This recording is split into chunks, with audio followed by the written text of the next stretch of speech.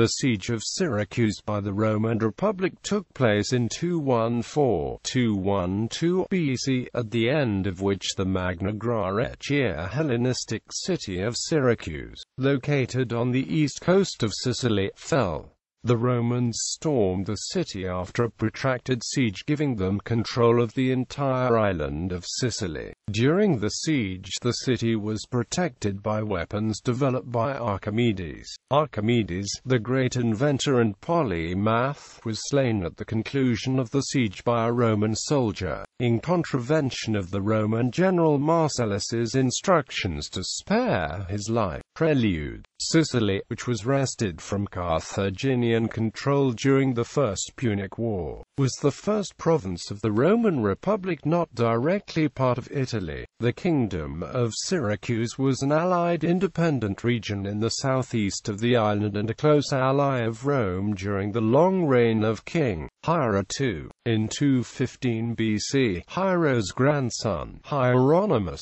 came to the throne on his grandfather's death, and Syracuse fell under the influence of an anti-Roman faction, including two of his uncles, amongst the Syracusan elite. Despite the assassination of Hieronymus and the removal of the pro-Carthaginian leaders, Rome's threatening reaction to the danger of a Syracusan alliance with Carthage would force the new Republican leaders of Syracuse to prepare for war. Despite diplomatic attempts, war broke out between the Roman Republic and the Kingdom of Syracuse in 214 BC, while the Romans were still busy battling with Carthage at the height of the Second Punic War. A Roman force led by the general Marcus Claudius Marcellus consequently laid siege to the port city by sea and land. The city of Syracuse, located on the eastern coast of Sicily, was renowned for its significant fortifications, great walls that protected the city from attack.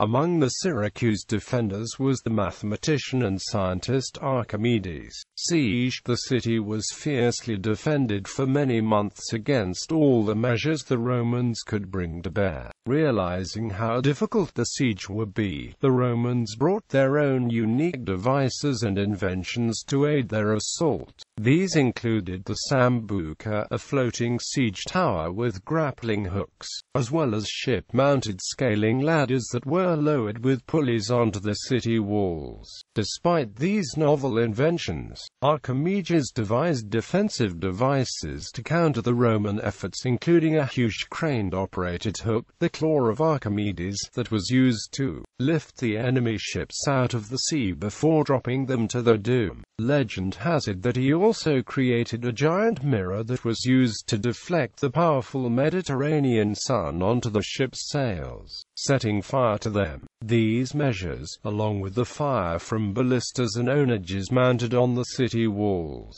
frustrated the Romans and forced them to attempt costly direct assaults. Stalemate. The siege bogged down to a stalemate, with the Romans unable to force the way into the city or keep the blockade tight enough to stop supplies reaching the defenders, and the Syracusans unable to force the Romans to withdraw. The Carthaginians realized the potential hindrance a continuing Syracusan defense could cause to the Roman war effort and attempted to relieve the city from the besiegers, but were driven back. Though they planned another attempt, they could not afford the necessary troops and ships with the ongoing war against the Romans in Hispania, and the Syracusans were on their own. Victory. The successes of the Syracusans in repelling the Roman siege had made them overconfident. In 212 BC, the Romans received information that the city's inhabitants were to participate in the annual festival to the goddess Artemis.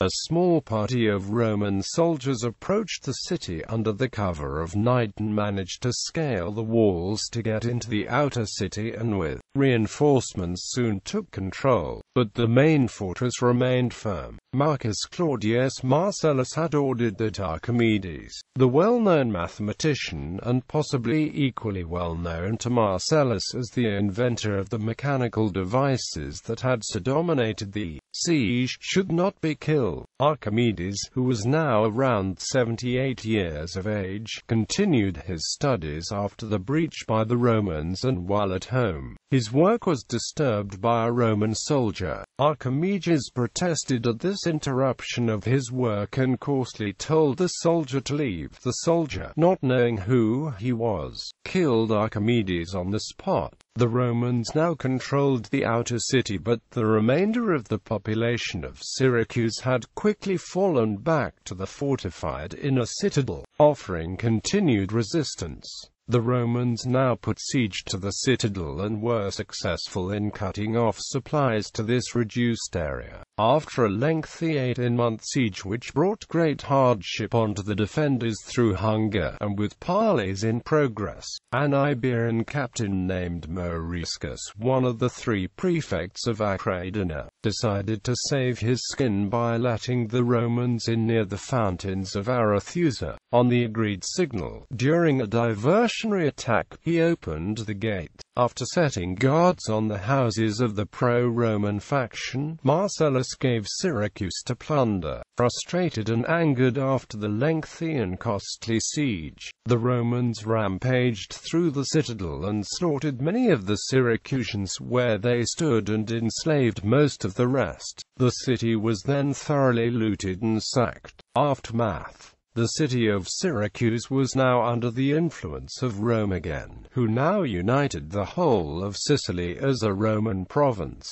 The taking of Syracuse ensured that the Carthaginians could not get a foothold in Sicily, which could have led them to give support to Hannibal's Italian campaign, and this allowed the Romans to concentrate on waging the war in Spain and Italy. The island was used as a vital gathering point for the final victorious campaign in Africa 10 years later, and would prove to be an important step onto both Africa and Greece in coming Roman conflicts. Syracuse was later extensively rebuilt and repopulated and would be an important city for the Roman Empire until well into the 5th century, playing both a military and economic part in the creation of the empire. In popular culture, Archimedes and the Siege of Syracuse are dramatically reenacted in the classic early Italian silent film Cabiria. The events surrounding the siege are the basis for the manga Eureka by Hitoshi Iwaki.